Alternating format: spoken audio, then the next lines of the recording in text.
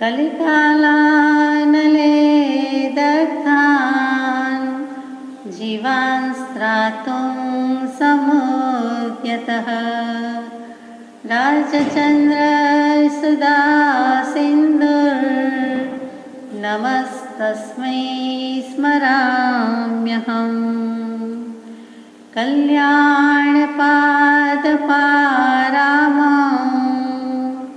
शुद्धगङ्गा हिमाचलं विश्वाम्भोजरविन्देवं वन्दे श्रीज्ञातनन्दनम् अज्ञानातिमिरान्धानां ज्ञानाञ्जनशलाकया चक्षुरुन्मीलितं येन तस्मै श्रीगुरवे नमः। सत्श्रुतने नमस्कार, तारक त्रिपुटीने नमस्कार, असीम उपकारी आत्माने नमस्कार, महावित्रोने नमस्कार, महाविત્રો સમાન મુરબ્બીઓ મુમુક્ષુને નમસ્કાર। પરમ કૃપાળુ દેવ પ્રણીત વચનામૃતજી પત્રાંક 512 મોહમયી અષાઢ સુદ પૂનમ ભોમ વિક્રમ સંવત 1950 તારીખ 17/7/1894 શ્રી સૂર્યપુર સ્થિત શુભેચ્છા પ્રાપ્ત સત્સંગ યોગ્ય શ્રી લલ્લુજી પ્રત્યે મૂર્ધન્ય સ્થાને શીર્ષક સ્થાને પરમ કૃપાળુ દેવે ઓમ એટલે કે પંચપરમેષ્ઠી સ્વરૂપને સહજાત્મ સ્વરૂપને યાદ કર્યું છે। પોતે જ સહજાત્મ સ્વરૂપી છે અને અહીંયા સહજ સ્વરૂપ વિલાસી આત્મા પણ પંચપરમેષ્ઠી સ્વરૂપને સ્મૃતિમાં લાવે છે, ઉપર મૂકે છે કે જેવું સિદ્ધ સ્વરૂપ છે તેવું જ મારા આત્માનું શુદ્ધ સ્વરૂપ છે। એ લક્ષ્ય પ્રતીત ક્યારેય ભૂલવા જેવું નથી। તો શ્રી સૂર્યપુર સ્થિત એટલે કે સુરત નગરીમાં અત્યારે પ્રભુશ્રીજીનું ચોમાસું છે કે ગમે તેમ એટલે ત્યાં છે, ત્યાં બિરાજમાન છે અને અહીંયા કૃપાળુદેવ મુંબઈથી પત્ર લખે છે, મોહમયીથી લખે છે। શુભેચ્છા પ્રાપ્ત એટલે કે જે આત્મજ્ઞાનની સાત ભૂમિકા છે એમાં શુભેચ્છા પ્રાપ્ત થઈ ગઈ છે। પછી બીજું વિશેષણ છે સત્સંગ યોગ્ય એટલે કે સત્સંગને યોગ્ય છે શ્રી લલ્લુજી પ્રત્યે। એટલે મુનિશ્રીજીને એક એક વિશેષણ હવે વધતા જાય છે, ઉમેરાતા જાય છે, દશા થતી જાય છે। પ્રભુશ્રીજીએ કોઈક પત્રમાં, આગલા પત્રમાં એવો પ્રશ્ન પૂછ્યો છે જે પ્રશ્નના પ્રત્યુત્તર રૂપે પ્રસ્તુત પત્ર છે। યથાયોગ્ય પૂર્વક વિનંતી કે કાગળ એક પ્રાપ્ત થયો છે। પછી ઇન્વર્ટેડ કોમાસમાં છે એટલે કે પ્રભુશ્રીજીએ જે પૂછ્યું છે તે કે ભગવાને 14 રાજલોકમાં કાજળના કૂપાની પેરે સૂક્ષ્મ એકેન્દ્રિય જીવ ભર્યા છે એમ કહ્યું છે કે જે જીવ બળ્યા બળે નહીં, છેદ્યા છેદાય નહીં, માર્યા મરે નહીં એવા કયા છે। તે જીવને ઔદારિક શરીર નહીં હોય તેથી તેને અગ્નિ આદિ વ્યાઘાત થતો નહીં હોય કે ઔદારિક શરીર છતાં તેને અગ્નિ આદિ વ્યાઘાત નહીં થતો હોય? જો ઔદારિક શરીર હોય તો તે શરીર અગ્નિ આદિ વ્યાઘાત કેમ ન પામે? એ પ્રકારનું પ્રશ્ન એ કાગળમાં લખ્યું છે તે વાંચ્યું છે। એટલે અહીંયા ઔદારિક શરીરનું અને સૂક્ષ્મ એકેન્દ્રિય જીવોનું પ્રભુશ્રીજીએ પ્રશ્ન પૂછ્યો છે। ફરીથી કે આ 14 રાજલોક છે જેને આપણે ત્રિલોક કહીએ છીએ, ત્રિભુવન કહીએ છીએ, અખિલ બ્રહ્માંડ કહીએ છીએ, સમસ્ત વિશ્વ કહીએ છીએ, સારી સૃષ્ટિ કહીએ છીએ। એટલે આ દુનિયાના અત્યારે દેખાય છે તે માત્ર 5 ખંડ નહીં પરંતુ 3 લોકમાં સ્વર્ગલોક્યો અથવા તો દેવલોક્યો, નરકલોક્યો અથવા પાતાળલોક્યો અને પૃથ્વીલોક્યો એટલે કે મૃત્યુલોક્યો, આ 3 લોક, ત્રિભુવન, જીનાગમ પ્રમાણે જે 7 એટલે 14 રાજલોક કહીએ છીએ તે એટલે કે દુનિયા આખીમાં કોઈ રજ કજ બાકી રહેતું નથી। લોકાકાશ જેટલું છે તે એમાં 14 રાજલોકમાં કાજળના કૂપાની પેટે, કૂપીશું તો કે કાજળના કૂપાની પેટે એટલે આંજણની શીશીની જેમ, અહીંયા ડબ્બી નથી કીધું પણ શીશી કીધું છે। કૂપા શબ્દ હવે બહુ વપરાતો નથી, પહેલાં વપરાતો કૂપા અને કૂપી। હજુ પણ મશીન ઓઇલ વગેરે વાપરતી વખતે જે કૂપી કહીએ છીએ એવી જ રીતે આ કૂપા છે। એટલે કે દરજી કેટલીક વખત સોઈંગ મશીનમાં જે મૂકે છે તે, અથવા કોઈ પણ મશીનમાં મૂકવામાં આવે છે તે જે નાનકડી કૂંપી આવે છે, એવી રીતે અહીંયા ભગવાને કહ્યું છે કાજળના કૂંપાની પેઠે, એટલે કે કાજળની શીશીની પેઠે, પેરે એટલે પેઠે, એની જેમ સૂક્ષ્મ એકેન્દ્રિય જીવ ભર્યા છે. ઠાંસીને જીવ ભર્યા છે એમ કહેવું છે, એમાં સૂક્ષ્મ એકેન્દ્રિય જીવો. તો હવે આપણે જીવની વાત લેવાની છે કે જગતમાં જીવ અને આત્મા જીનાગમ પ્રમાણે એક જ. તો કોઈ પણ જીવને જીવ કહીએ છીએ, કોઈ પણ જીવને આત્મા પણ કહીએ છીએ. એવા સંસારમાં એટલે કે દુનિયામાં મુખ્યત્વે બે પ્રકારના આત્મા, આમ તો અનંત પ્રકારના આત્મા, મુખ્ય સિદ્ધ અને સંસારી એમ બે પ્રકારના આત્મા. એટલે ભગવાન જેવા ભગવાન પણ દેહધારી હોય, હજી સદેહે વિચરતા હોય, ત્યારે તેમને સંસારમાં છે, આ પૃથ્વીના પટ પર છે, દેહ લઈને બિરાજમાન છે. એટલે હજુ પણ તેને સિદ્ધ પરમાત્મા જેવા જ હોવા છતાં, કેવલજ્ઞાની હોવા છતાં આપણે એને સંસારી આત્મા કહીએ છીએ. એટલે કે હજુ દેહ લીધો છે, શરીર સાથે ધરાવે છે, આપણી જેમ અસ્તિત્વ ધરાવે છે તેમ. એટલે સિદ્ધ અને સંસારી આત્મા. સંસારી આત્માનું વર્ગીકરણ કરે છે ત્યારે જ્ઞાની પુરુષે મુખ્ય 14 વેદ કયા છે. જીવાભિગમ, પ્રજ્ઞાપના સૂત્ર વગેરે શાસ્ત્રોમાં સુંદર રીતે વર્ણન મૂક્યું છે. એના સારાંશ રૂપે 14 જીવ સમાસ કહીએ છીએ, એટલે કે જીવોના 14 પ્રકારના સમૂહ કહીએ છીએ, ગ્રુપ કહીએ છીએ. તે કેવી રીતે છે? તો કે એકેન્દ્રિય જીવ એટલે કે માત્ર જેને કાયા એટલે કે ધ બોડી ઇટ સેલ્ફ હોય, બીજું કાંઈ ન હોય, એક શરીર જ હોય. જેમ કે પૃથ્વી કાય, આ જે કાંઈ જમીન, લાદી વગેરે કહીએ છીએ, માટી, ચૂનો, રેતી, સિમેન્ટ વગેરે વગેરે, તો પૃથ્વીકાયના જીવો છે. અને જડી દઈએ છીએ તો પણ પૃથ્વીકાય કહેવાય છે તેમ. પછી અપકાય, તો કે પાણી જ, અપ એટલે પાણી, તો પાણી જ જેનું શરીર છે, પાણી જ જેનો આત્મા છે, પાણી જ જેની કાયા છે, જે કાંઈ છે તે અપકાય. તે પાણી પણ અસંખ્યાત જીવો એમાં જીવતા જ દેખાય છે, સૂક્ષ્મ દર્શક યંત્રથી દેખાય છે તેવા છે. તે બધા પણ છે અને બાદર પણ છે અને સૂક્ષ્મ પણ છે. દેખાય છે એવા, ભલે મશીનથી દેખાય, યંત્રથી દેખાય, તો પણ તેને આપણે સૂક્ષ્મ જીવ નથી કહેતા, બાદર કહીએ છીએ. સૂક્ષ્મ નરી આંખે દેખાતા નથી તેવા જીવની વાત છે. તો અહીંયા પૃથ્વીકાય, અપકાય, પછી તેવકાય, અગ્નિકાય, ઇલેક્ટ્રિસિટી જે કંઈ ચાલે છે અત્યારે તે, એમાં પણ અગ્નિકાયના જીવો છે. એટલે કે અગ્નિ ઇટ સેલ્ફ ક્યાંય પણ, પછી વીજળી, બલ્બ જે કંઈ કહીએ છીએ તે બધું જ અગ્નિકાયના જીવ. પંખા ચાલે છે તો વાયુકાયના જીવ કહીએ, અને સાથે અગ્નિકાયના જીવ પણ છે. તો વગેરે વગેરે છે તે. પછી અગ્નિકાય, વાયુકાય, પછી વનસ્પતિકાય. એટલે એમાં પણ બે ભેદ આવે, પ્રત્યેક અને સાધારણ, અને પછી ત્રસકાય.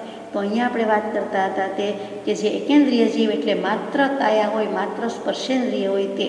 તો એવા સૂક્ષ્મ એકેન્દ્રિય અને બાદર એકેન્દ્રિય એવા બે ભેદ છે. પછી સીધું આવે છે કાયા, પછી એકેન્દ્રિય વધી જાય છે તે બે ઇન્દ્રિય, એટલે કાયા અને જીવ. તો કે એવા બે ઇન્દ્રિય જીવો પણ છે. શંખ, કીડા, પોરા, કરમ્ય જે બધા છે, એવા અનેક જાતના બે ઇન્દ્રિય જીવો છે તે. તો કે એ તો હજુ કેટલાક બાદર છે, દેખાય છે, પણ કેટલાક સૂક્ષ્મ પણ રહેલા છે. તો અહીંયા તો સૂક્ષ્મ નથી કીધું, અહીંયા માત્ર બે ઇન્દ્રિય જીવની વાત લઈએ છીએ. સૂક્ષ્મ એકેન્દ્રિય, બાદર એકેન્દ્રિય. પછી બે ઇન્દ્રિયમાં તો કાયા અને જીભ છે તેવા જીવો છે. તે ઇન્દ્રિય જીવો શું? તો કે કાયા, જીભ, પછી નાક, એટલે કે ત્રીજી ઇન્દ્રિય ઉમેરાય છે તે ઇન્દ્રિય જીવો છે. ચૌરિન્દ્રિય જીવો કેવા છે? તો કે કાયા, જીભ, નાક, પછી એક આંખ ઉમેરાય છે, એટલે ચૌરિન્દ્રિય જીવો. પંચેન્દ્રિય કોણ છે? તો કે બે ભેદ, સંજ્ઞી પંચેન્દ્રિય, અસંજ્ઞી પંચેન્દ્રિય. કાયા, જીભ, નાક, આંખ અને કાન, એ પાંચમું કાન ઉમેરાયું, એટલે પછી મન છે તેને સંજ્ઞી પંચેન્દ્રિય કહીએ. મન નથી તો અસંજ્ઞી પંચેન્દ્રિય. એટલે ફરીથી સૂક્ષ્મ એકેન્દ્રિય, બાદર એકેન્દ્રિય, બે ઇન્દ્રિય, તૈરિન્દ્રિય, ચૌરિન્દ્રિય. પંચેન્દ્રિયમાં સંજ્ઞી પંચેન્દ્રિય, અસંજ્ઞી પંચેન્દ્રિય, આ 7 થયા. અને 7ના પર્યાપ્ત અને અપર્યાપ્ત એમ 14 પ્રકારે જીવ થાય છે.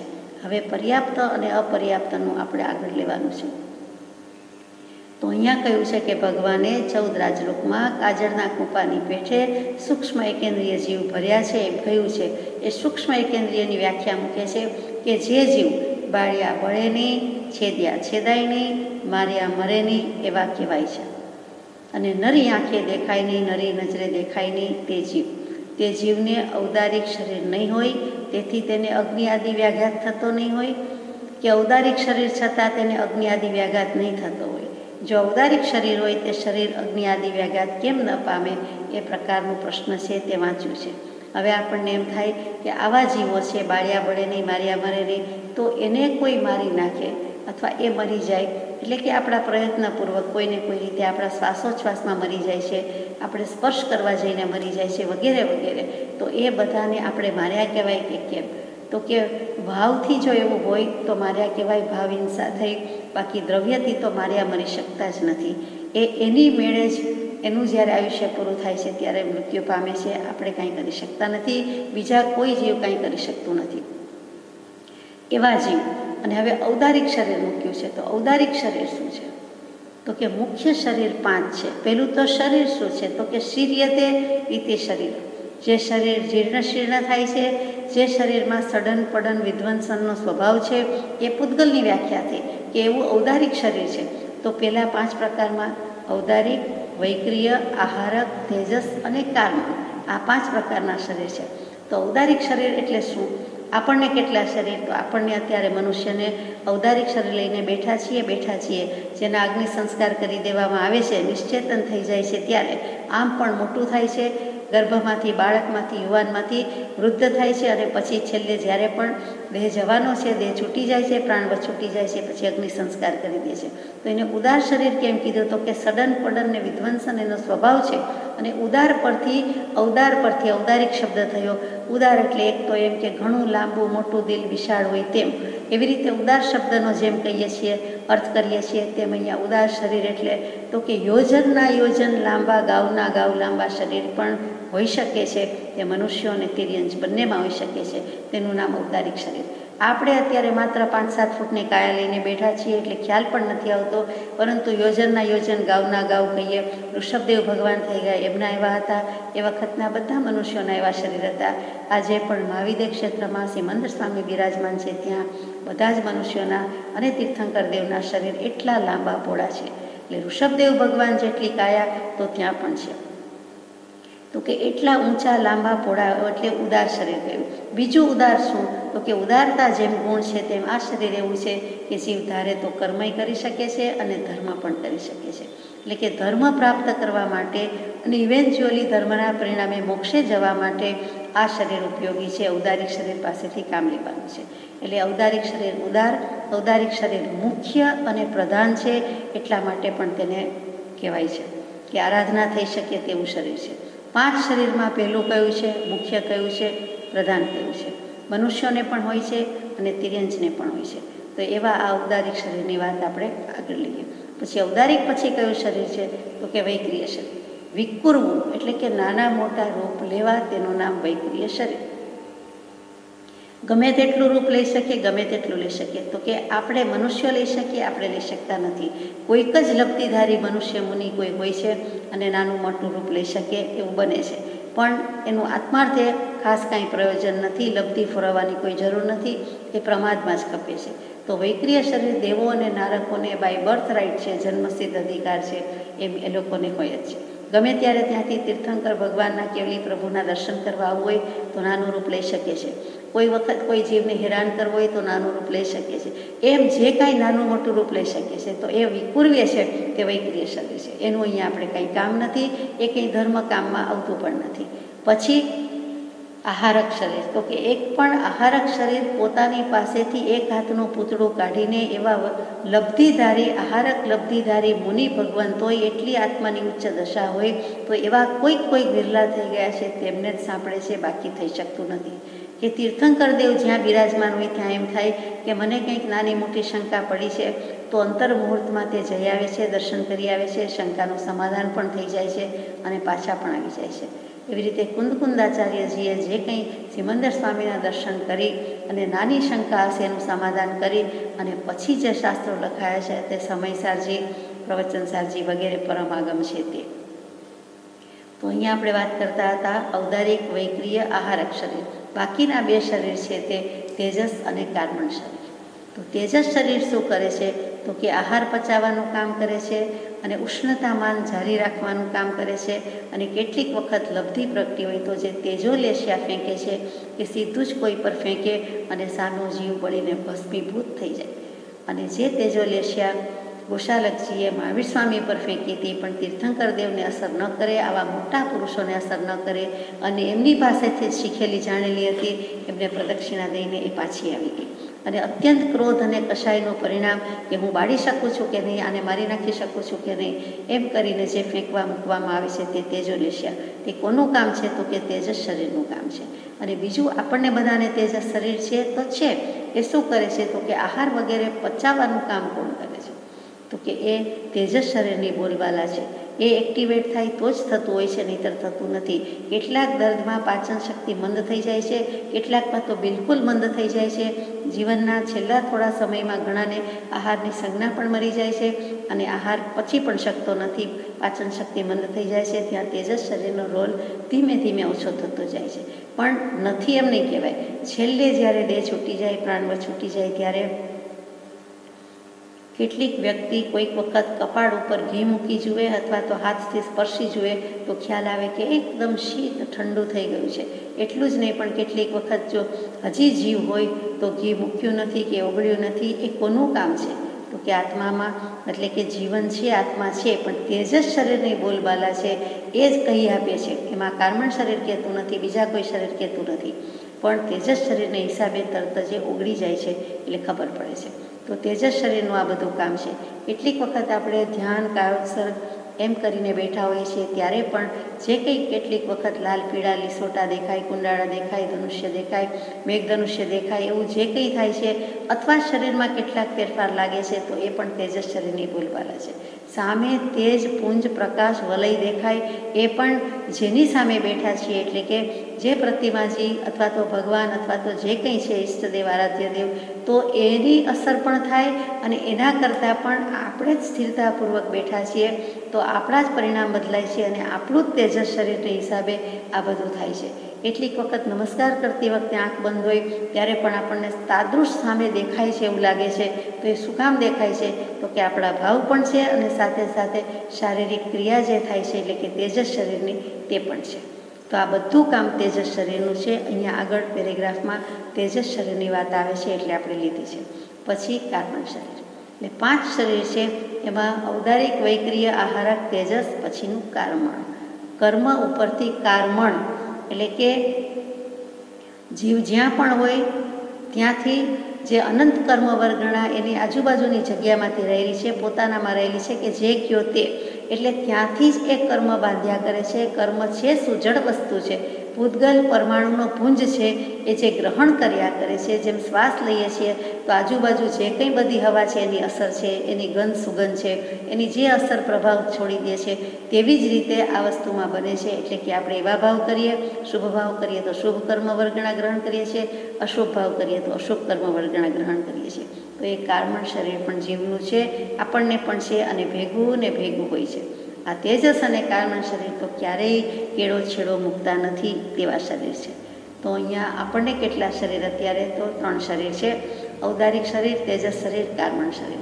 તેજસ કાર્બન તો જીવ માત્રને છે, દેખાય કે ન દેખાય, પણ ઔદારિક શરીર તો કે આપણને એક વધારાનું આવ્યું. તે અહીંયા એકેન્દ્રિયની વાત છે. તે એકેન્દ્રિય જે સૂક્ષ્મ એકેન્દ્રિય છે, દેખ્યા દેખાતા નથી, તેમ છતાં એને પણ ઔદારિક શરીર છે, એને પણ તેજસ શરીર છે, એને પણ કાર્બન શરીર છે, એવી કંઈક વાત આગળ આવે છે.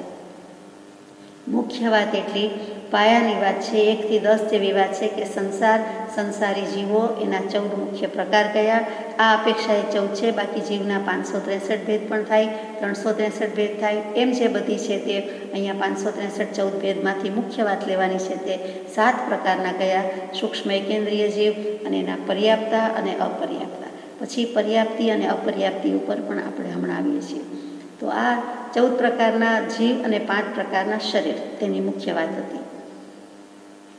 હવે પ્રશ્નનો જવાબ જે શરૂ થાય છે તેની વાત આવે છે કે વિચારને અર્થે સંક્ષેપમાં તેનું અત્રે સમાધાન લખ્યું છે કે એક દેહ ત્યાગી બીજો દેહ ધારણ કરતી વખતે કોઈ જીવ જ્યારે વાટે વહેતો હોય છે ત્યારે અથવા અપર્યાપ્તપણે માત્ર તેને તેજસ અને કાર્બન એ 2 શરીર હોય છે.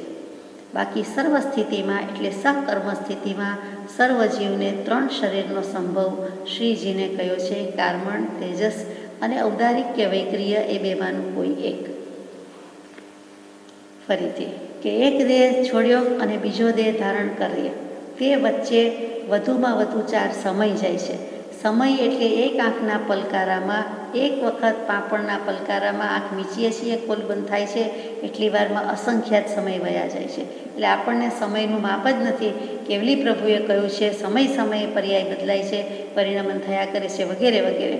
તો 4 સમય કયો કે 1 સમય કયો કે 2 કયો કે 3 કયો, આપણને કોઈ ફરક પડતો નથી. કારણ કે આપણને ફરક કેમ નથી પડતો?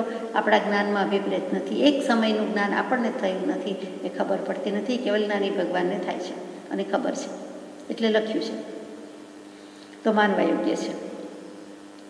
તો એ વખતે શું થાય છે કે અહીંથી દેહ છોડ્યો અને બીજે વિધિન નો ટાઈમ, 1 સેકન્ડમાં શું પણ 4 સમયમાં વધુમાં વધુ જન્મી જાય છે. એક સમયમાં શું થાય છે તો કે એક સમયમાં જે મોક્ષે જ જવાના છે, અહીંથી સિદ્ધશિલા પર બિરાજમાન થવાનું છે, તે ભગવાન તો એક સમયમાં પહોંચી જાય છે. અહીંયા દેહ છોડ્યો નથી કે એ જ સમયે, એટલે કે હજી બોલીએ વિચારીએ ત્યાં તો એ ઉપર પહોંચી જાય છે. છેક છેલ્લે કઈ શક્તિથી? આત્માની અનંતી શક્તિ છે. આત્મા જાય છે, ભેગું લેતો જાય છે. શક્તિ તો પોતાની છે. દેહમાંથી ચેતન જતું રહ્યું એ આત્મા પોતે પોતાની શક્તિથી ઉડે છે, કયો ગમન કરે છે, જાય છે, ગતિ પ્રગતિ જે કેવું હોય તે, જ્યાં છે ત્યાંથી બિલકુલ સીધી લીટીમાં, જ્યાં હોય ત્યાં આકાશ શ્રેણીમાં, એટલે કે ઉપર સિદ્ધશિલા પર બિરાજમાન થઈ જાય છે. તે એક જ સમય છે, કેમ કે એમને બીજે ક્યાંય જન્મવાનું નથી. બીજા જીવને શું છે કે હજી બીજે ક્યાંક જન્મવાનું છે, એટલે ઉપર જાય છે એની ના નહીં, પણ ઉપર જાય છે ત્યાં એક સમય અને પછી તરત જ ક્યાંક વળાંક લેવાનો આવે કે આ જગ્યાએ, આ દેશમાં, આ ભૂમિમાં અથવા આ લોકમાં, એટલે બીજો વળાંક, ત્રીજો વળાંક, એમ જે 2-3 વળાંક એટલે કે ટર્ન લેવાના આવતા હશે, એટલે એને વધુમાં વધુ 4 સમય લાગે છે. સીધી લીટીથી એક જ ખૂણો પડવાનો હોય તો 2 સમય થતો હશે, સેજ વધારે હોય કે વધુ ખૂણા હોય તો 3, અને સેજ વધારે હોય તો 4 સમય, એથી વધારે થતો નથી. તો એ જાય છે. તો એક ત્યાગીને બીજો દેહ લેતા પહેલાં એ જે 3-4 સમયની યાત્રા થઈ, તે એ જીવને શું કહેવાય છે તો કે વાટે વહેતો જીવ. માર્ગે પડેલો તો કે મોક્ષ માર્ગના નહીં, પણ હજી સંસારમાં પરિભ્રમણ કરે છે, તો એ વાટે વહેતો જીવ છે. ત્યારે અથવા બીજી રીતે અપર્યાપ્તપણે માત્ર તેને ચેજસ અને કાર્બન 2 શરીર હોય છે. એટલે કે અપર્યાપ્તપણે એટલે હજી એ જન્મ્યો નથી એક જગ્યાએથી બીજી જગ્યાએ, એટલે વચલો જે ગેપ છે, અવકાશ છે, એટલે કે ટ્રાન્ઝિશન પીરિયડ છે, સંક્રમણ કાળ છે, તેમાં જે થાય છે તેની વાત મૂકી છે. આ કેવલ જ્ઞાની ભગવાનનું કેવું જ્ઞાન છે કે જીવનું અસ્તિત્વ તે સમયે પણ એ ક્યાં ગયો, ખોવાઈ ગયો એમ નહીં, તે ત્યાં છે, ગમે ત્યાં હજી 14 રાજલોકમાં છે, તો એને પણ અહીંયા લઈ લીધેલા છે, તેવા જીવની વાત છે. તો એ જીવ વાટે વહેતા છે અને અપર્યાપ્તપણે, એટલે હવે અપર્યાપ્ત કોને કહેવાય, પર્યાપ્ત કોને કહેવાય? તો કે પર્યાપ્તિ શબ્દ છે, જીનાગમનો પારિભાષિક શબ્દ છે. આપણે વ્યવહારમાં ગુજરાતીમાં કે ક્યાંય બોલીએ છીએ કે હિન્દીમાં, સંસ્કૃતમાં એ પર્યાપ્ત એટલે પૂરતું, સફિશિયન્ટ, ઇનફ, કે પૂરેપૂરું અથવા તો પૂરતું છે, અત્યાર પૂરતું, લિમિટમાં. હવે જમી લીધું કે આટલું જ જોઈએ છે તો કે હા આપણને પીરસે, પર્યાપ્ત છે, ઇનફ છે, સફિશિયન્ટ છે. આટલી થાળીમાં પેટ ભરાઈ જશે, આટલી વસ્તુમાં પેટ ભરાઈ જશે, આટલું પૂરતું છે, આનાથી વધારે કપ નથી, જરૂર નથી, ત્યાં આપણે પર્યાપ્ત કહીએ છીએ. એ જ પર્યાપ્તની વાત છે કે પર્યાપ્તિ એટલે એક શક્તિ. કઈ શક્તિ? તો કે સંસારી જીવને શરીરધારી તરીકે જીવવાની જીવન શક્તિ, તેનું નામ પર્યાપ્તિ. ફરીથી, સંસારી જીવને શરીરધારી એટલે દેહધારી તરીકે જીવવાની જે જીવન શક્તિ છે તે પર્યાપ્તિ. તો તરત જ આપણને પ્રશ્ન થાય કે આત્માની શક્તિથી જીવે છે કે દેહની શક્તિથી જીવે છે? શરીર, પૂતગલ, પરમાણુ, કર્મ, જળ, તો પછી આત્મા ક્યાં ગયો? આત્માની અનંતી શક્તિ ક્યાં ગઈ? તો ત્યાં આપણે એમ કહેવું પડે, લખવું પડે કે વિચારવું પડે કે જો કે આત્મામાં શક્તિ છે, પણ પૂતગલ પરમાણુની મદદ વિના પ્રગટ થતી નથી. શક્તિ તો પડેલી છે પણ મદદ જોઈએ છે, એટલે પૂતગલ પરમાણુની કે કર્મની કે જે કાંઈ છે તે મદદ થાય છે. ત્યાં પ્રશ્ન થાય કે એક દ્રવ્ય બીજા દ્રવ્યને કાંઈ કરી શકતું નથી, એ જીન સિદ્ધાંત છે, તો અહીંયા એક દ્રવ્ય બીજા દ્રવ્યનું શું કરી શકે, કેવી રીતે મદદ કરે, કેવી રીતે સહાય કરે છે? તો અહીંયા એમ અર્થ લેવાનો થાય કે પૂતગલ પરમાણુઓના સમૂહના નિમિત્તથી આત્મામાંથી પ્રગટ થયેલી અને શરીરધારીપણે જીવવા માટેની ઉપયોગી પૂતગલોને પરિણમવાનું કામ કરવાની આત્માની અમુક જાતની શરીર ધારણ કરીને જીવવાની જે જીવન શક્તિ છે તેને પર્યાપ્તિ કહેવામાં આવે છે. એટલે કે આત્માની જ અનંત શક્તિ છે, એની જ શક્તિ પણ પૂતગલ પરમાણુની શક્તિ વિના પ્રગટ થતી નથી. એટલે પૂતગલ પરમાણુની શક્તિના નિમિત્તથી, એટલે ત્યાં નિમિત્ત ઉપાદાનનો સંબંધ કયો કે આત્મા ઉપાદાન બળ્યો છે અને સાથે સાથે એને નિમિત્ત પણ જોઈએ છે. એટલે કે નિમિત્ત વિના થઈ શકતું નથી અને નિમિત્ત એકલું કાંઈ કરી શકતું નથી. એકલું કર્મ કે શરીર કાંઈ કરી શકતું નથી અને એકલો આત્મા પણ કંઈ કરી શકતો નથી. એટલે નિમિત્ત ઉપાદાનનો સંબંધ, એટલે એના નિમિત્તથી એમાંથી જે શક્તિ પ્રગટ થાય છે તે પર્યાપ્તિ છે. હવે આવી કેટલી શક્તિ છે અને આપણને કેટલી પર્યાપ્તિ હોય? તો કે જીનાગમ પ્રમાણે વધુમાં વધુ 6 પર્યાપ્તિ છે. આહાર, શરીર, ઇન્દ્રિય, શ્વાસોચ્છ્વાસ, ભાષા અને મન, આ 6 પર્યાપ્તિ છે. તો આપણને પણ વધુમાં વધુ 6 પર્યાપ્તિ હોય. આપણને મનુષ્યોને 6 પર્યાપ્તિ છે. એકેન્દ્રિય જેની વાત ચાલે છે તે સૂક્ષ્મ એકેન્દ્રિય, એને પણ 4 પર્યાપ્તિ તો છે જ. પહેલી 4 આહાર, શરીર, ઇન્દ્રિય અને શ્વાસોચ્છ્વાસ. એ એકેન્દ્રિયને ભાષા નથી અને મન નથી. આહાર છે જ છે, શરીર પોતાનું જે છે તે, ઇન્દ્રિય પોતાની એક સ્પર્શેન્દ્રિય માત્ર છે તે, અને શ્વાસોચ્છ્વાસ જીવ તો જીવ કહેવાય એટલે એનામાં છે જ, ભલે ને દેખાતું નથી. તો આ 4 ઇન્દ્રિય છે અને 4 પર્યાપ્તિ છે, ચોક્કસ છે. પછી 2 ઇન્દ્રિય, 3 ઇન્દ્રિય, 4 ઇન્દ્રિય અને વિકલેન્દ્રિય કહેવાય છે. અને તેમને તો કે તેમને કેટલી પર્યાપ્તિ? 5 પર્યાપ્તિ છે. અસંગની પંચેન્દ્રિય છે, એટલે કે મન વિનાના પણ 5 ઇન્દ્રિય છે, તો એને 5 છે પર્યાપ્તિ. અને સંગની પંચેન્દ્રિયને 6 પર્યાપ્તિ છે. આહાર, શરીર, ઇન્દ્રિય, શ્વાસોચ્છ્વાસ, ભાષા અને મન. હવે જીવ યોગ્ય પર્યાપ્તિઓ પૂરી કરી લે છે તો એને પર્યાપ્ત કહેવાય છે, પર્યાપ્તા જીવ કહેવાય છે. અને યોગ્ય જેટલી થવી જોઈએ તેટલી પર્યાપ્તિ પ્રાપ્ત કર્યા પહેલાં દેહ છૂટી જાય, આયુષ્ય પૂરું થઈ જાય. કોઈ 3 મહિનાનું બાળક ગર્ભમાં દેહ છોડી દે છે તો એ શું છે? તો કે એની બધી પર્યાપ્તિ બંધાઈ નથી. એવી જ રીતે એને જે અવસ્થા હતી 9.5 માસ પૂરી કરવાની, એ ન થઈ શકી તો કોઈ ગર્ભમાં જ મરણ પામે છે તે. એવી જ રીતે બધી જ ઇન્દ્રિય છે, ભલે અંગોપાંગમાં અધુરાશ કચાશ હોય એ છતાં એને 5 ઇન્દ્રિય તો કહેવાય છે. માનો કે 5 ઇન્દ્રિય સાથે બાળક જન્મે છે, 6થું મન પણ છે, પણ માનો કે કદાચ કોઈક દુર્ભાગ્ય હોય અને દૃષ્ટિહીન જન્મે છે, અંધ જન્મે છે, તો પણ એને આંખ તો છે, આંખની જોવાની શક્તિ નથી. તો જીવને પર્યાપ્તતા તો કહેવા પડે છે કે આંખની જગ્યાએ આંખ છે, કાનની જગ્યાએ કાન છે, પછી ભલે સાંભળી શકાતું ન હોય તો એ રીતે એને પર્યાપ્ત જીવ કહેવામાં આવે છે. તો જેટલી જરૂરી શક્તિ કે પર્યાપ્તિ હોય એને પ્રાપ્ત કરી લે તો એ પર્યાપ્તા જીવ છે, અને પ્રાપ્ત નથી થતી તો અપર્યાપ્તા જીવ છે. એટલે કે પૂરી કર્યા વિના મરે કે જીવે તો એને અપર્યાપ્ત કહેવાય. અહીંયા સૂક્ષ્મ એકેન્દ્રિય પર્યાપ્ત પણ છે, અપર્યાપ્ત પણ છે, અને એને 4 પર્યાપ્તિ હોય છે. અને એક પર્યાપ્તિ એક કરતાં ચડિયાતી એટલે કે સૂક્ષ્મતર હોય છે. પહેલી કરતાં બીજી સૂક્ષ્મ, બીજી કરતાં ત્રીજી સૂક્ષ્મ, ત્રીજી કરતાં ચોથી સૂક્ષ્મ. એટલે સૂક્ષ્મતા વધતી જાય છે. એટલે સ્થૂળ દૃષ્ટિએ દેખાવાની તો વાત જ નથી, પણ આહાર કરતાં શરીર, શરીર કરતાં ઇન્દ્રિય, ઇન્દ્રિય કરતાં શ્વાસોચ્છ્વાસ સૂક્ષ્મ છે. એના કરતાં ભાષા સૂક્ષ્મ થાય, એના કરતાં મન સૂક્ષ્મ થાય. એ યાદ રાખવા જેવું છે. તો અહીંયા એમ કહે છે કે જ્યારે વાટે વહેતો જીવ છે ત્યારે અથવા અપર્યાપ્તપણે માત્ર એને તેજસ કાર્મણ 2 શરીર હોય છે. બાકી સર્વ સ્થિતિમાં એટલે સકર્મ સ્થિતિમાં, એટલે કે બીજી બધા જ કાર્મણ શરીર હોય છે ત્યારે સર્વ જીવને 3 શરીરનો સંભવ શ્રીજીને કહ્યો છે. એટલે કે જે વચલો ટાઈમ હતો એમાં જ તેજસ કાર્મણ શરીર માત્ર 2 શરીર છે. બાકી જીવને ત્રીજું ઔદારિક અથવા કોઈને ત્રીજું વૈક્રિય શરીર, નારક અને દેવને વૈક્રિય શરીર છે, મનુષ્ય તિર્યંસને ઔદારિક શરીર છે. એ તો હોય ને હોય જ. એટલે જે વાટે વહેતો જીવ હતો ત્યારે જ, એટલે કે આત્મા એક જગ્યાએથી પર્યાણ પ્રસ્થાન કરે છે, મહાપ્રસ્થાન કરે છે, અને બીજી જગ્યાએ પહોંચવું છે, હજી પહોંચ્યા નથી. એ વચલો જે નાનો સમય છે એટલા પૂરતું આત્માની સાથે તેજસ કાર્મણ શરીર છે અને છે જ. જો એકલો આત્મા હોય તો એ સિદ્ધ કહેવાય છે. એકલો આત્મા તો છે નહીં, એને હજી કાયા કર્મ કશાય બધું ભરેલું છે. બીજા બાંધેલા જીવો ભવો કર્મો છે ભોગવવાના બાકી છે. માટે એકલો આત્મા તો સિદ્ધ થઈ જાય, મુક્ત થઈ જાય. એટલે આ પણ સમજવા જેવું વિજ્ઞાન છે કે એકલો આત્મા નથી. આત્માની સાથે એના તેજસ કાર્મણ શરીર, એટલે કે કર્મનું કમ્પ્યુટર, લેપટોપ ભેગું ને ભેગું છે, એ ગમે ત્યાં જાય. તેજસ શરીર એ પણ ભેગું ને ભેગું છે. આગળ જઈએ. કાર્મણ તેજસ એને ઔદારિક કે વૈક્રિય બેમાંનું કોઈ એક, એ 3 શરીરનો સંભવ શ્રીજીને કયો છે. એટલે કે સૂક્ષ્મ કેન્દ્રીય જે જીવનો પ્રશ્ન પૂછ્યો છે એને 3 શરીર તો છે અને છે એમ વાત આવી.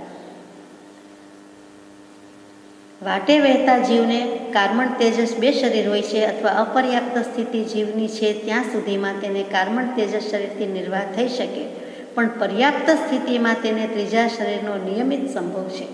હવે નવેસરથી ત્રીજું શરીર છે જ, કારણ કે નવી જિંદગી, નવો ભવ, નવો દેહ, નવું ખોડિયું ધારણ કરવાનું છે.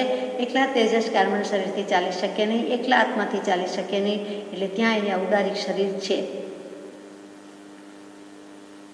પર્યાપ્ત સ્થિતિનું લક્ષણ એ છે કે આહાર આદિનું ગ્રહણ કરવાનું બરાબર સામર્થ્ય, અને એ આહાર આદિનું કંઈ પણ ગ્રહણ છે તે ત્રીજા શરીરનો પ્રારંભ છે, અર્થાત તે જ ત્રીજું શરીર શરૂ થયું એમ સમજવા યોગ્ય છે.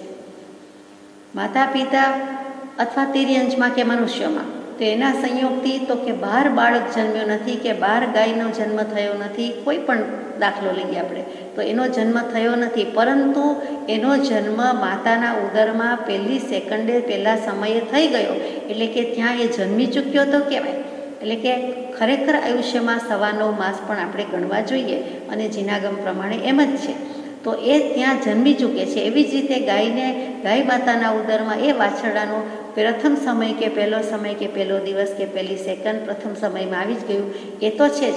તો એ જન્મી ગયું કહેવાય, તો કે એને ઔદારિક શરીર ત્યાં ધારણ કરી લીધું કહેવાય.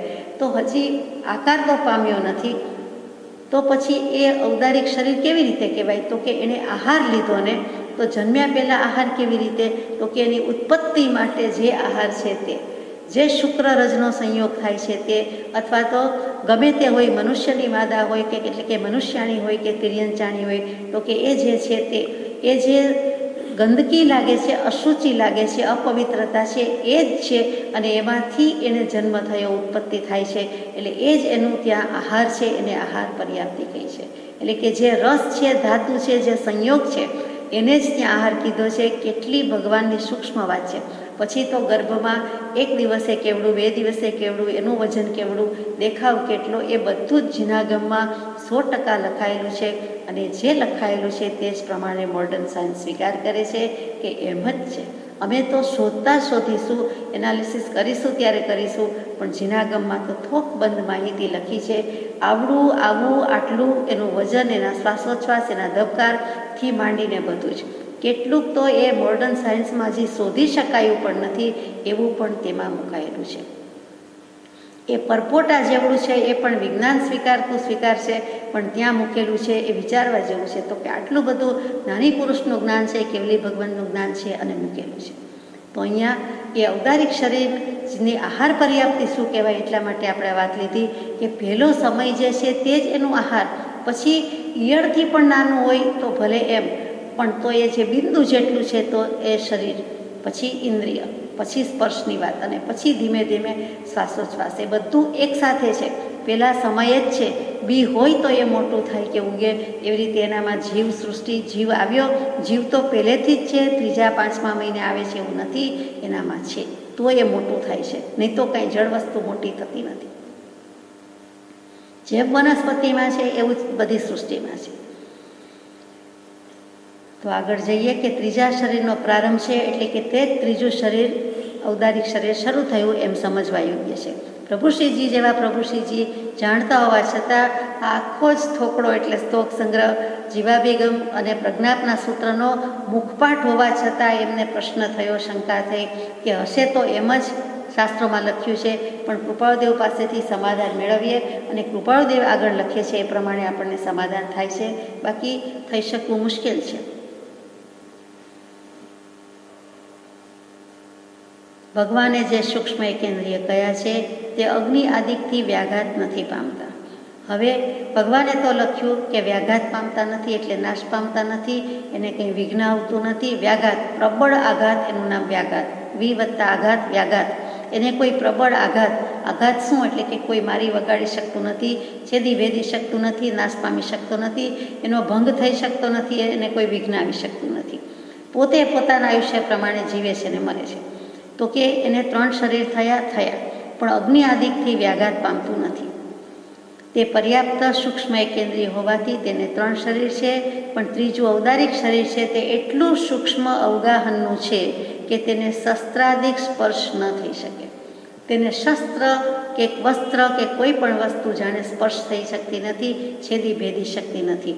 એટલું સૂક્ષ્મ અવગાહન છે, એટલે કે અત્યંત સ્મોલ સ્ટ્રક્ચર કહીએ, દેખીતી રીતે દેખાતું નથી. તો એની અવગાહન શક્તિ કેવી, અવગાહન ગુણ કેવો, તો કે અત્યંત સૂક્ષ્મ છે. એટલે આપણને દેખાતું નથી. કેવલ જ્ઞાની ભગવંતે કહ્યું અને કૃપાળદેવે ઘટસ્ફોટ કર્યો, સમાધાન કર્યું, એટલે આપણે જાણી શકીએ કે અહો, તે જીવને પણ ઔદારિક શરીર છે.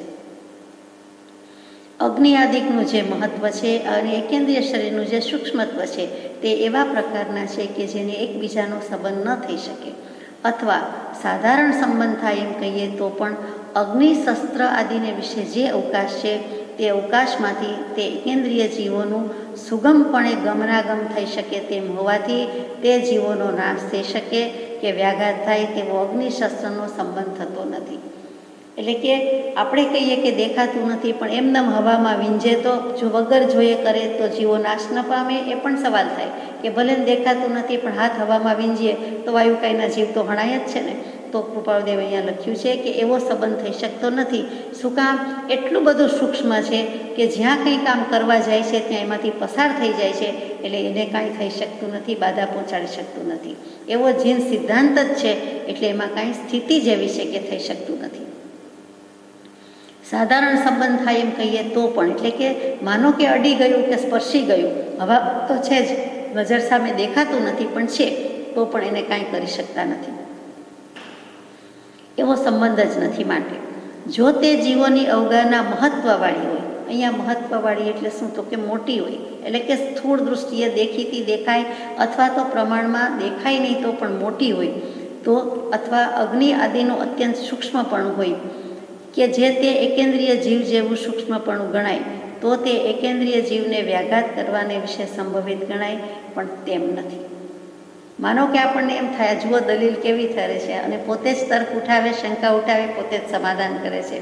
ભલું થયું પ્રભુશ્રીજીએ પૂછાવ્યો પ્રશ્ન અને કૃપાળદેવે કૃપા કરીને જવાબ આપ્યો, તો આપણને પણ સમજાય છે કે માનો કે એવું થોડુંક હોય તો કે ના, એ થોડુંક મોટું હોય તો પણ અને આ થોડુંક નાનું હોય તો પણ એ થઈ શકતું નથી.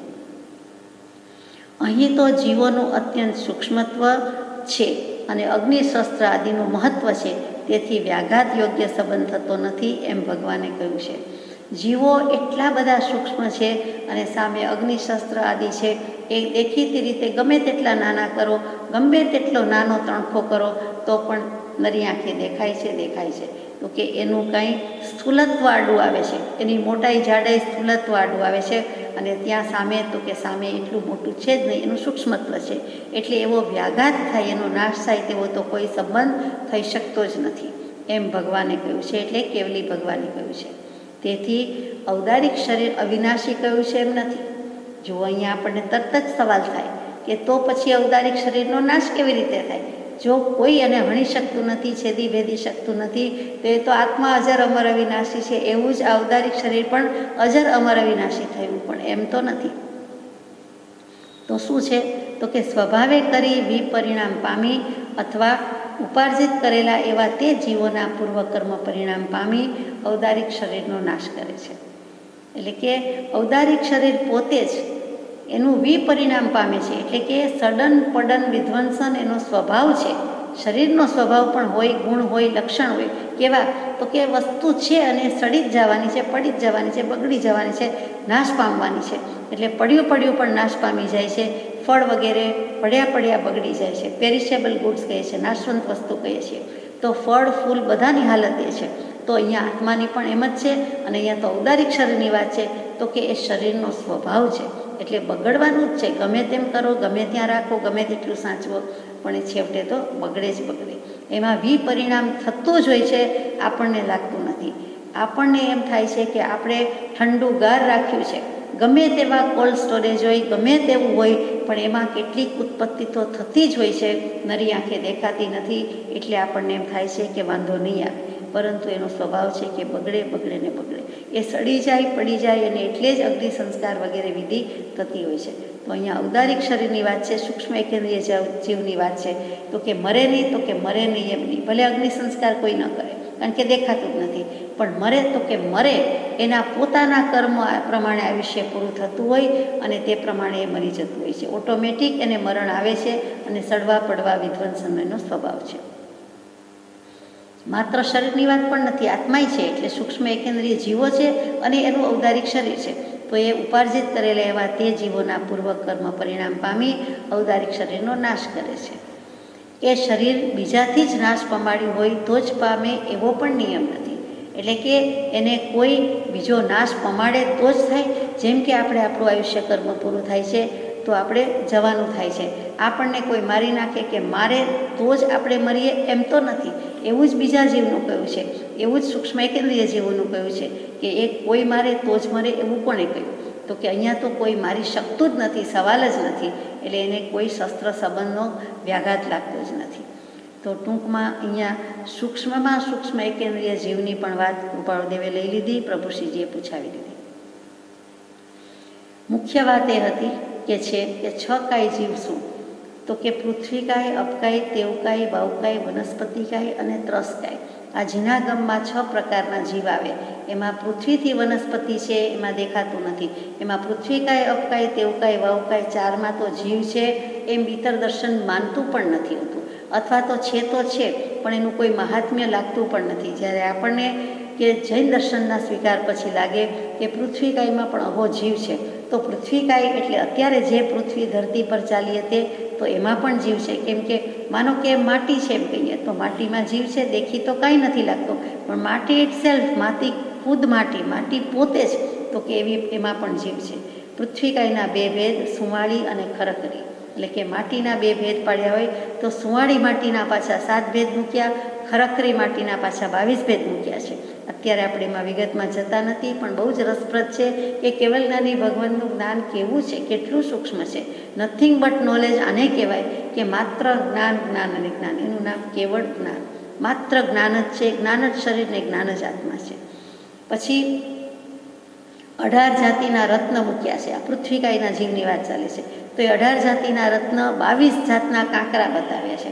આપણે 5-6 જાતના જોઈએ, 10-12 જોઈએ તો એમ થાય કે હવે બીજું શું હોય, પણ ભગવાન કહે છે 22 પર 23મો નંબર નથી, ગમે તે કરો. તો 22 જાતના કાંકરા. એનું આયુષ્ય માટીનું કાંકરાનું, તો કે માટીમાં કોઈ માટીનું 1000, કોઈનું 12000, કોઈનું 14000, કોઈનું 18000 વર્ષનું, એથી વધારે નથી. અને કાંકરામાં તો કાંકરાનું પણ 22000 વર્ષનું આયુષ્ય, કાંકરાનું 18000 વર્ષનું આયુષ્ય કહ્યું. અને જે હીરા વગેરે કહીએ છીએ, વજ્ર કહીએ છીએ, અથવા તો હીરા અથવા તો ધાતુ, એમાં કદાચ સોનું ચાંદી લઈ લેતા હશે, તો કે એ જે કંઈ છે સોનું ખાસ કરીને, તો કે પીળી માટી એક જાતની છે આમ જુઓ તો. અને એનું આયુષ્ય કેટલું, હીરાના અને ધાતુની વાત, તો કે 22000 વર્ષનું. એટલે 22000 વર્ષ તો વધુમાં વધુ એના પૂતગલ પરમાણુ જુદા ખરી જ જાય અને પડી જ જાય, એથી વિશેષ ટકે નહીં.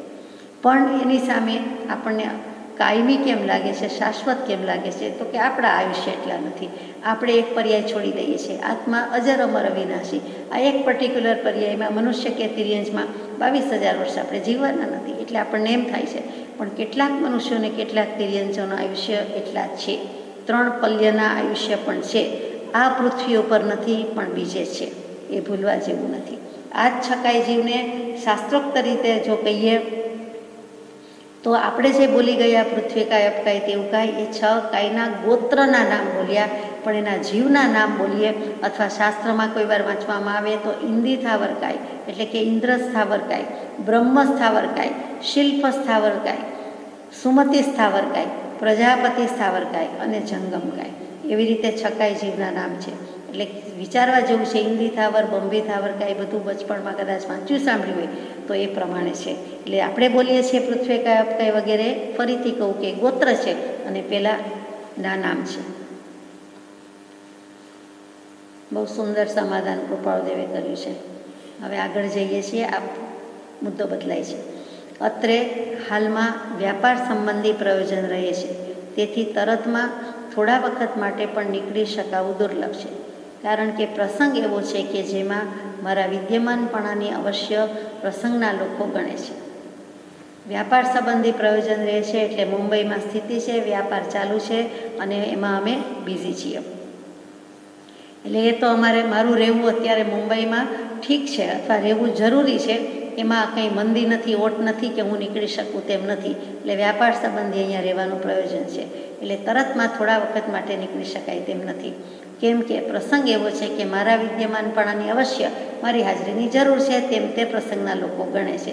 જો પોતે એમ માને, પોતે લખે કે મારું જરૂરી રહેવું જરૂરી છે એમ મને લાગે છે, એટલે તરત આપણે પકડીએ કે ભગવાન એમ કેમ લખે, ભગવાન એમ કેમ માને. કર્તૃત્વ બુદ્ધિ તો છે નહીં કે હું તો થાય કે મારે કરવાનું છે કે મારે રહેવાનું છે. તો પછી તો કે એમ તે લોકો ગણે છે, હું ગણતો નથી, મને એવું લાગતું નથી. તેમનું મન ન દુભાઈ શકે અથવા તો તેમના કામને અત્રેથી મારા દૂર થવાથી કોઈ બળવાન હાનિ નહીં થઈ શકે તેવો વ્યવસાય થાય તો તેમ કરી થોડો વખત આ પ્રવૃત્તિથી અવકાશ લેવાનું ચિત્ત છે. જો તેમનું મન દુભાતું નહીં હોય અથવા તો તેમના કામને કંઈ આડે નહીં આવી શકાતું હોય અથવા હું દૂર જતો રહું કે ગેરહાજરી થાય તો કંઈ મોટું નુકસાન, ગંભીર નુકસાન, બળવાન હાનિ, એટલે કે કેવી બળવંતી હાનિ એટલે નુકસાન કેવું, તો કે ગંભીર નુકસાન કે મોટું નુકસાન, જો એવું નહીં થતું હોય એવું મને લાગશે તો થોડોક વખત આ પ્રવૃત્તિમાંથી નીકળી જઈશ. અને તે તરફ આવવાનું ચિત્ત થવું મુશ્કેલ છે. અવકાશ લેવાનું ચિત્ત છે, ઉપયોગ તો એમાં જ છે, મારી ઈચ્છા, ભાવ, જરૂરત તો એમ જ છે, પણ તમારી તરફ આવવાથી લોકોના પરિચયમાં જરૂર કરી આવવાનું થાય એ સંભવિત હોવાથી તે તરફ આવવાનું ચિત્ત થવું મુશ્કેલ છે. હું આવું પણ મને અસંગતા અને એકાંત જોઈએ એ તો છે નહીં. હું ત્યાં આવું એટલે ધર્મ સંબંધી પણ કેટલાક જીવોને, આત્માને તમે કહી દો છો અને સત્સંગર્થે બોલાવો છો, તો એમ કરવું નથી. લોકોના પરિચયમાં આવવાનું થાય એ મને ગમતું નથી, પોસાતું નથી. એટલે તે સંભવિતતા છે, તે શક્યતા છે, માટે મને ત્યાં આવવાનું મન છે નહીં. લોકોના પરિચયમાં આવા પ્રસંગ રહ્યા છતાં ધર્મ પ્રસંગે આવવું થાય તે વિશેષ સંદેશા યોગ્ય જાણી જેમ બને તેમ તે પરિચયથી ધર્મ પ્રસંગને નામે દૂર રહેવાનું ચિત્ત વિશેષપણે રહ્યા કરે છે. એક તો હું આ બધા જીવો વચ્ચેથી નીકળી આવું વ્યવહાર સંસાર પ્રસંગના, અને ત્યાંથી પણ પાછા સત્સંગી જીવો સાથે આવું તો ધર્મ માટે આવ્યો અને ધર્મ માટે પણ મેં પાછું ટોળું જ ભેગું કર્યું અથવા ગ્રુપ જ ઊભું કર્યું, તો એ પણ લોકોને બોલવાનું કારણ થાય કે એમણે પોતે તો હજી ધંધામાં છે અને શું ઉપદેશ આપવા આવ્યા છે. એ ઉપદેશ કે બોધ છે એમ એવો માનતા નથી, તેવો શ્રીને લાગતું નથી, પરંતુ સાંભળનારાને તો એમ કહેવાનું થાય જ છે, બોલવાનું થાય છે. એટલા માટે પણ મારે આવું નથી. મને પણ પરિચયથી કેટલોક લાભ થવાના બદલે ગેરલાભ થાય છે, અને જે પરિચયથી સત્સંગ થવો જોઈએ અને જીવોને લાભ થવો જોઈએ એની બદલે કેટલાક જીવ એવા આવી જાય અને એને શંકા પડે, અમારા વિશે સંદેહ કરે, તો અમારા માટે અમારા નિમિત્તે કર્મ બાંધે, અમારી સન્મુખ આવવાના બદલે અમારાથી વિમુખ જાય, આઘા ભાગે. એટલે કે એવું થવાને માટે પણ મને એટલે કે કેટલી કરુણા છે કે તે જીવોને પણ દુઃખ ન લાગે, તે જીવોના નવા કર્મ ન બંધાય, માટે પણ બધાથી દૂર રહેવાનું ચિત્ત મને વિશેષપણે થાય છે. અને સમાજમાં આજનો જુદો છે, ત્યારનો જુદો છે, વિરોધ વંટોળ ન થાય એટલા માટે પણ મને આવું ગમતું નથી, મારે કરવું નથી. એક બાજુથી કૃપાળુદેવને એમ થાય છે અસંગ, એકાંત અને અલખ લેમાં સમાઈ જવું છે. બીજી બાજુથી એમ થાય છે કે પરમાર્થ માર્ગ બધા જીવો કંઈક પામો, આત્માનું કલ્યાણ કરો, આવો યોગ મળવો મહાદુર્લભ છે. તો એ કોણ કહે અથવા સમજાવે કોણ? તો કે વૈરાગ્ય હોય, ઉપશમ હોય, દશા હોય, આત્માની દશા હોય, આટલી ઉચ્ચ દશાએ એ સમયમાં ઉચ્ચમાં ઉચ્ચ દશાએ બિરાજમાન એવા પરમ કૃપાળુદેવ, અને તે શ્રી નહીં સમજાવે તો કોણ કહેશે? એટલે એમને એમ થાય છે કે હવે આ લખનાર કે બોલનાર પર જ આંગળી ચીંધું છું અને મારે કહેવાનો વખત આવ્યો છે. પણ સામે પક્ષે એમ થાય છે કે અમારો એવો ત્યાગ વૈરાગ્ય નથી. દેખીતી રીતે બાહ્ય ત્યાગ એટલે કે વેશ એ કોઈને કન્વિન્સિંગ લાગતો નથી, કે દીક્ષા લીધેલી નથી અને એ સંસારમાં છે, દેહધારી છે અને હજુ પણ વ્યવસાયમાં છે, અને એમના વ્રત નિયમ તપ ત્યાગ શું છે અમને તો કોઈ લાગતું નથી, માટે સંસારમાં એ ગ્રાહ્ય થતું નથી. અને લોકો આજે પણ એવા છે, ત્યારે પણ એવા હોય, એમાં નવાઈ નથી. તો એ લોકો શબ્દ મૂક્યો છે, સત્સંગી શબ્દ મૂક્યો નથી. એ લોક દૃષ્ટિ છે, ઓઘ દૃષ્ટિ છે. લોક સમાજ તો હંમેશા આવો જ રહેવાનો છે, લોક સમુદાય ભલો થવાનો ક્યારેય નથી. તો ગામને મોઢે ગરણા બંધાતા નથી એવા આશયનું કંઈક કહીએ તો ખોટું નહીં. તો અમારે ધર્મ પ્રસંગના નામે દૂર રહેવાનું મન થાય છે. કોઈક કામ પ્રસંગ, વ્યવહાર વ્યવસાયનો પ્રસંગ હોય કોઈ પરાણે અમારે હાજર રહેવું પડે એવો પ્રસંગ હોય, એટલે કે વ્યભિચાર લગ્નનો પ્રસંગ હોય જે પરસંગ છે, બીજાનો જ સંગ કરાવે છે, તેમ છતાં હજી લોકમાં બેઠા છીએ તો આવવું પડે તો જુદી વાત છે. પણ અત્યારે ધર્મના નામે મને આવીને, ધર્મના નિમિત્તે આવીને આવું કરવું એ પણ મુશ્કેલ લાગે છે. કેવું મનોબંધન છે કે સંસાર ભજવો ગમતો નથી અને તજવો બનતો નથી. પોતે સંસારમાં છે જ નહીં, સંસાર એમને છોડીને ભાગી ગયો છે.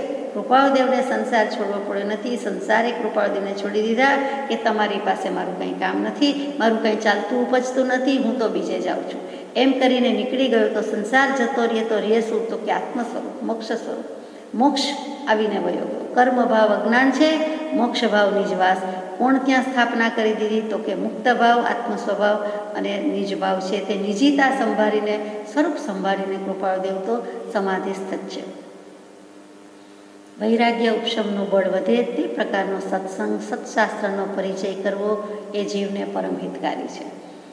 પ્રભુ શ્રીજીના પ્રશ્નનો જવાબ તો સુંદર આપી દીધો. કર્મગ્રંથનો પ્રશ્ન છે, શાસ્ત્રનો પ્રશ્ન છે, બીજા જીવોને પણ થાય અને પ્રભુ શ્રીજીએ પૂછવા ખાતર પૂછ્યું નથી, ખરેખર ત્યાં સમજવું છે, જિજ્ઞાસા વૃત્તિ છે, એટલે કૃપાળુદેવે કરુણા કરીને જવાબ આપ્યો. પરંતુ ધીમેકથી કહી દીધું કે વૈરાગ્ય ઉપશમનું બળ વધે તેવો સત્સંગ કરવો, તેવા સત્શાસ્ત્રનો પરિચય કરવો એ જીવને પરમ હિતકારી છે. તમે ભલે આ વાંચો, વિચારો, તમને ભલે આ મુખપાઠ હોય, કારણ કે જીનાગમ પ્રમાણે અને દીક્ષા પ્રમાણે અને સ્થાનકવાસી આમનાઈમાં તો ખાસ કેટલોક અભ્યાસ, કેટલોક મુખપાઠ કંઠસ્થ હોય અને હોય જ, પછી જ દીક્ષા આપવામાં આવે. પ્રભુ શ્રીજીને આ બધું જ મુખપાઠ છે, પરંતુ વૈરાગ્ય નથી છે. તેમ છતાં વૈરાગ્ય વધે કે બીજા જીવો કેવી રીતે આત્માનું કલ્યાણ કરી ગયા છે, મોક્ષગામી થઈ ચૂક્યા છે, તો એવા જીવોનો સત્સંગ કરવાનો છે. અને એવા જીવમાં અત્યારે તો પ્રભુ શ્રીજી માટે પરમ કૃપાળુદેવ પોતે જ છે, પણ ઇનડિરેક્ટલી એટલે કે પરોક્ષ રીતે જે સત્શાસ્ત્ર છે કે તેમાં કેટલાય જીવો જૈન જ હોવા જોઈએ એવું નથી, પણ આત્મા થઈને આત્મા બોલ્યો કે બસ પરમાત્મા થઈને ચાલ્યા ગયા છે તેવા કોણ, પરમાત્મા થઈ ગયા તેવા કોણ? તો કે અનેક છે. એવા બધા શાસ્ત્રો વાંચવાની, વિચારણા કરવાની છૂટ આપી છે. અને અત્યારે તમને વૈરાગ્ય ઉપશમ વધે એવા જ શાસ્ત્રોથી પરમ કલ્યાણ છે. એવા શાસ્ત્રોમાં આપણે જાણીએ છીએ, પહેલાં વિચારસાગરની છૂટ આપી હતી ખંભાતમાં અંબાલાલભાઈને, અને પ્રભુ શ્રીજીને અગાઉના પત્રોમાં યોગ વાસિષ્ઠની વાત છે તે ચાલુ છે. એટલે કે યોગ વાસિષ્ઠ વાંચવાની જરૂર છે, વધારે વાંચો. મહારામાયણ 32,000 શ્લોક માંડ મળે અને એમને વાંચી જવું એટલે પાના ફેરવતાય વાર લાગે, તો પાના ફેરવી જવાના નથી, પણ એનું અવગાહન કરવાનું છે, ઊંડું અવગાહન કરવાનું છે, એના પર વિચાર કરવાનો છે કે કેટલા બધા એમાં પણ જીવો થઈ ગયા છે. અહીંયા પણ કૃપાળુદેવની ઉદારતા અને પ્રધાનતા અને વિશાળતા અને મધ્યસ્થતાના દર્શન થાય છે કે માત્ર જીનાગમમાં હોય તે જ વાર્તા, કથા, દૃષ્ટાંત નહીં, યોગ વાસિષ્ઠ પણ વાંચો અને વિચારો. બીજો પરિચય જે બને તેમ નિવર્તન યોગ્ય છે. બીજો પરિચય એટલે એક આત્મા સિવાયનો કોઈ પણ પરિચય છે તે બીજું જ છે. એટલે આત્મા સિવાયનો, સત સિવાયનો, એટલે કે અસત પરિચય, અસત્સંગ અને અસત શાસ્ત્ર એ કાંઈ કરવા જેવું નથી. અને તમને પણ અત્યારે આ શાસ્ત્ર કે આવા પાત્રોની વાત કરવાનું કહીએ છીએ કે આવા પાત્રો જે ઉત્તમ પરમાત્મા થઈ ગયા, તો કે એ બધાનું વિશે વાંચો કે કેવી રીતે, કોના પ્રસંગે બોધ લાગ્યો, કેવા સંયોગ આવે છે, માયા આવીને ક્યાં ક્યાં છેતરી જાય છે. રામચંદ્રજી તદ્ભવ મોક્ષગામી છતાં ઉપદેશની, બોધની જરૂર પડી, નિમિત્ત મળ્યું, વશિષ્ઠજીનો ઉપદેશ લાગ્યો, તેનું જ નામ યોગ વાસિષ્ઠ, અને પછી કલ્યાણ થયું. તો અહીંયા પ્રભુ શ્રીજી પરમ કૃપાળુદેવનો સંયોગ તો થયો, યોગ સાંપડ્યો છે, જોગ તો મળ્યો, પણ હવે જોગમાંથી જોગ પ્રગટી જાય તો કલ્યાણ છે. નહીં તો જોગ મળ્યો હોય એ પણ અજોગ જેવું અયોગ થઈ જાય, મળ્યા ન મળ્યા જેવું થઈ જાય, યોગ અયોગ જેવું ન થાય.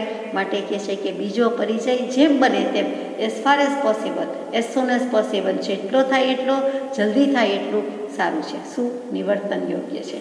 નિવર્તન શું? તો કે 510મા પત્રમાં આવ્યું કે બંધ વૃત્તિ ઉપશમ કરવી, નિવર્તન કરવી. એટલે કે પહેલાં ઉપશમાય એટલે કે શાંત થાય, મોડી પડે, મંદ પડે, પછી જે કર્મોથી બંધ લાગે છે, જે ભાવથી કર્મ બંધ થાય છે, તે બધી વૃત્તિને નિવર્તન કરો એટલે વિરામ પામે. એટલે કે મંદ થઈ જાય, મોડી પડે, વિરામ પામે, આરામ કરતી જાય અને પછી સંપૂર્ણ આરામ કરે, એટલે કે ચીર નિદ્રામાં પૂટી જાય. કોણ? બંધ વૃત્તિ. ક્ષય પામે, વિરામ પામે અને પરવારી જવું એટલે કે પાછું હટાવી દેવું કે હવે તો પરવારી ગયા, એમાંથી નિવૃત્ત થઈ ગયા. તો કે વૃત્તિની નિવૃત્તિ, તેનું નામ નિવૃત્તિ, તેનું નામ મોક્ષ, તે કરવા યોગ્ય છે. એટલે કે તમારું વર્તન નિવર્તન કરો, વૃત્તિમાંથી નિવર્તન કરો, પાછા ફરો, પાછા હટો અને વિરામ કરો. જે વસ્તુ અહીંયા અંત થઈ જાય છે, આત્મ સ્વરૂપે પ્રણામ એટલે પ્રભુશ્રીજી પરનો પત્ર પૂરો થઈ જાય છે. જે વસ્તુ અહીંયા વૃત્તિ નિવર્તન કહી છે તે છેક છેલ્લા સમયે પણ કૃપાળુદેવને પ્રભુશ્રીજીના છેલ્લા સમાગમમાં પણ કૃપાળુદેવે પ્રભુશ્રીજીને છેલ્લી શીખ શું આપી? તો કે તે વખતે પણ આવું જ કહ્યું કે દાડો પવાડો કરીને ચાલ્યા જાઓ, વિષય કશાયને બાળી નાખો. હવે અમારી પાસે શું છે? હવે અમારું શું છે? તમારી પાસે શું છે? તમારું શું છે? તમારો તો એક આત્મા, અને એ તો આપી દીધો છે, એટલે કે સમજાવી દીધો છે, તમને ભાન થઈ ગયેલું છે. એટલે કે દાડો પવાડો કરીને ચાલ્યા જાઓ, એટલે કે સ્નાન સૂતક કરીને ચાલ્યા જાઓ, એટલે કે બધા વિષય કશાયને બાળી નાખો અને ચાલ્યા જાઓ. એટલે કે હવે તમને આ છેલ્લી શીખ કે વિષય કશાય એકેય રહેવા જોઈએ નહીં. એટલે કે મોક્ષે જવું હોય તો જેમ કાયા કર્મ ક્લેશ કાંઈ ન હોય એવી રીતે તમારે દેહભાવ રાખવાનો જ નથી અને આ બધાથી નિવર્તી જવાનું છે. એટલે કે મોક્ષે જાઓ એમ જે આશીર્વાદ દઈ દે કે જાઓ પધારો મોક્ષમાં, પધારો પધારો એમ દઈ દેતા હોય એવી રીતે કૃપાળુદેવે પ્રભુશ્રીજીને ત્યાં કહી દીધેલું છે. આ જેવી તેવી વાત નથી. દાડો અને પવાડો કરીને ચાલ્યા જાઓ. પવાડો શું છે? કોઈ વાર આપણે વાપરતાય નથી આ શબ્દ. તો કે શૌર્ય ગીત છે, શૌર્ય પરાક્રમની ગાથા છે, એનું નામ પવાડો કહેવાય છે. જેમ બધી વસ્તુમાં કંઈક કંઈક નામ હોય છે કે ગઝલ કોને કહેવાય, કાવ્ય કોને કહેવાય, ગીત કોને કહેવાય, પદ કોને કહેવાય, પછી એના છંદના નામ આવે કોને કહેવાય, એવી રીતે મરશિયા કોને કહેવાય, તો એવી રીતે પવાડો કોને કહેવાય? તો કે શૌર્ય ગીતો, તો કે વીરતાના ગીતો છે. પરાક્રમ કરવાનું છે. કયું પરાક્રમ? કયો રેકોર્ડ બ્રેક કરવાનો છે? તો કે અનાદિકાળથી જે નથી કર્યું તે, અનાદિકાળથી સમ્યક્ત્વ ન લીધું, અનાદિકાળથી મોક્ષે ન ગયા. તો હવે મિથ્યાત્વમાંથી સમ્યક્ત્વ એટલે જાતિ પાતિ ફરી ગઈ, સમ્યક દર્શન થઈ ગયું, સ્વરૂપ જ્ઞાન થઈ ગયું, આત્મ સ્વરૂપની પ્રાપ્તિ થઈ ગઈ.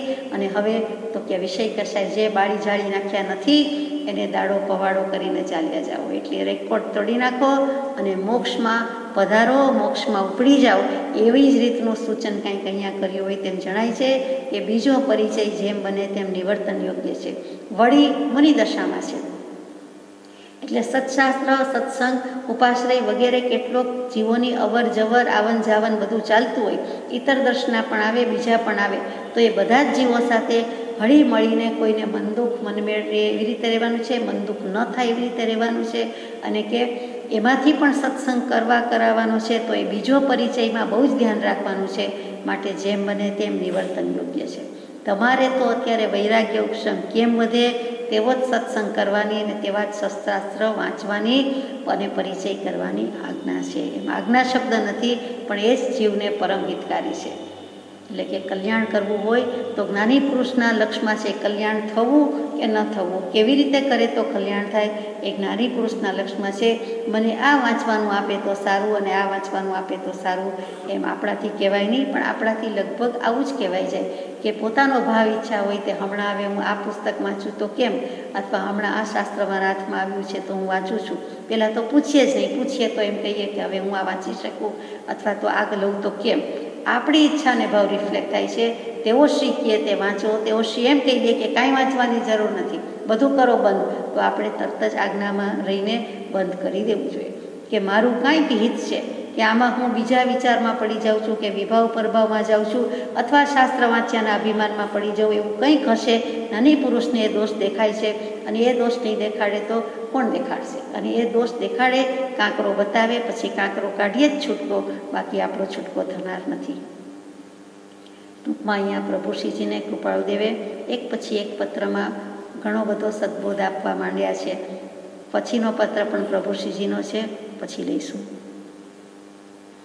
અંતમાં જીવ્યા જીવન રાજચંદ્ર ભગવાન જો અશરીરી ભાવે દુષમ આ કડિકાળ મારેલો રહે ન જેને દેહધારી રૂપે ભાન જો અવિષમ ઉપયોગી જે ગુરુ રહો ખ્યાલ મારેલો પૂતગલ પરમાણુના 5 શરીર જો ક્ષણે ક્ષણે પલટાતા પરરૂપ લેખ વેરેલો સૌ સંયોગો ગણિત જે તે વીર જો જ્ઞાન શરીર છે નિજનું નિજ રૂપ દેખ